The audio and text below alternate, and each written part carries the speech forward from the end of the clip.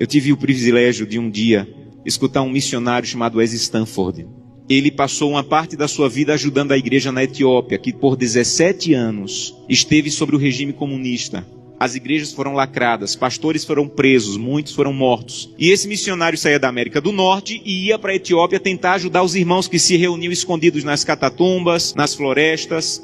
E um dia ele foi na cidade de Sodo, uma cidade no sul da Etiópia, e conheceu um pastor chamado Tadessa Assai. Um homem de Deus que tinha uma especialidade. A especialidade do pastor Tadessa era pregar nos funerais. Onde tinha um funeral, o pastor ia. Então, quando a polícia sabia onde tinha funeral, ia lá porque o pastor estava pregando, pegava o pastor, prendia o pastor, espancava o pastor, soltava o pastor e ele voltava a pregar. E um dia a polícia ficou com tanta raiva que disse assim: nós não vamos mais soltar o pastor Tadessa, ele vai ficar preso agora. E ele pensou: já que eu vou ficar preso, vou pregar na prisão. E levou 22 a Jesus Cristo dentro da prisão. E a polícia disse: não vamos mais soltar o pastor Tadessa, nem vamos mais deixar ele preso, nós vamos matar o pastor Tadessa eletrocutado, para servir de testemunho para que ninguém mais queira seguir Jesus.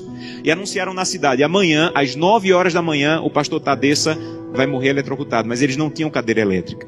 E eles chamaram as pessoas para o centro da cidade, para a praça da cidade, pegaram os fios desencapados, amarraram o pastor Tadessa, uma multidão veio assistir, deram 1 minuto para o pastor Tadessa orar, começaram um discurso contra o cristianismo, puxaram a chave para a corrente elétrica passar e matar o pastor. Houve uma explosão, fumaça e faísca para todo lado, a corrente elétrica não chegou e o pastor não morreu. Desamarraram o pastor e disseram: vão para casa, um eletricista vai consertar a gambiarra e amanhã nessa mesma hora o pastor Tadessa morre. E o pastor Tadessa pensou: já que eu vou morrer amanhã, vou passar a noite em oração. E voltou para a cadeia e passou a noite em oração. No outro dia, mesma coisa. A multidão veio, amarraram o pastor Tadessa, alguém havia passado o dia tentando consertar, puxaram a chave, explosão de novo, fumaça e faísca, a corrente elétrica não chegou. E a multidão começou a apertar tanto, fazer tanto barulho, que a polícia ficou temerosa, desamarrou o pastor e disse assim: vai embora daqui. E esse missionário estava lá e disse que acompanhou o pastor Tadessa e disse assim: pastor Tadessa, o que é que o senhor vai fazer? Um homem que passou 2 vezes pela morte, o que é que o senhor vai fazer? E ele disse assim: tem um funeral e eu soube que tem um funeral, eu vou lá pregar. E ele disse assim: pastor Tadessa, eu represento milhares de cristãos na América e nós estamos orando muito por vocês. E disse que o pastor Tadessa se virou, ficou com o rosto sério e disse assim: vocês na América estão orando por nós, aqui na Etiópia? Então volte para a América e diga que nós é que estamos orando por vocês.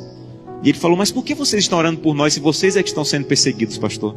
E ele falou: irmão, ninguém na Etiópia acorda sem pensar. Nenhum cristão na Etiópia acorda sem pensar: hoje pode ser meu último dia de vida. Pode ser que hoje seja descoberto e seja preso e morto. Então, como nós não sabemos se esse é o último dia de vida, todo cristão na Etiópia passa o dia em oração. Não importa o que nós façamos durante o dia, passamos o dia em oração. Mas eu soube que as coisas vão muito bem na América e que tem cristão na América que consegue passar o dia inteiro sem orar. É verdade que tem cristão na América que consegue passar o dia inteiro sem orar?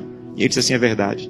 Ele falou: você sabe que é proibido se reunir, mas nós precisamos tanto do corpo de Cristo que mesmo sendo proibido, nós nos encontramos escondidos à noite, no escuro, na floresta, nos cemitérios, porque nós precisamos do corpo de Cristo. Mas eu soube que vocês têm igreja na América em todas as esquinas, e vocês podem entrar na igreja a hora que quiserem, que a polícia não vai entrar para espancar vocês. Mas eu soube que na América, no dia de culto, tem cristãos que ao invés de ir para a igreja, ficam em casa assistindo. É verdade que no dia de culto vocês podem ir a hora que quiserem, e vocês não vão, vocês ficam assistindo. É verdade que isso acontece na América, irmão? Ele disse assim: é verdade. E ele disse assim: missionário, a minha congregação tinha apenas uma Bíblia, e eu fiquei com medo de ser preso e minha Bíblia ser queimada. Então reuni minha congregação e com lágrimas nos olhos eu disse: irmão, eu não tenho como guardar a Bíblia, é o que nós temos de mais precioso. Se eu for preso, ela vai ser destruída. Então eu comecei a rasgar as páginas da Bíblia e comecei a dividir para cada pessoa. Era mais fácil guardar porções da Bíblia do que uma Bíblia inteira com uma pessoa só. E quando eu estou à noite pregando, no escuro, no meio do meu sermão, eu digo: eu preciso de Isaías 53. E alguém lá do escuro começa a recitar do fundo do coração aquela página que ele levou rasgada para casa e decorou. Mas eu soube que na América vocês podem ter 8, 10 Bíblias em casa. E eu soube que tem cristãos na América que, apesar de terem 8, 10 Bíblias em casa, passam uma semana sem ler a Bíblia. É verdade? E ele disse assim: é verdade, nós é que precisamos de oração. Meus irmãos, urgentemente precisamos de oração. Porque cantamos: breve Jesus voltará. Levantamos a mão no apelo dizendo assim: eu quero voltar para o céu para ser dono de tudo.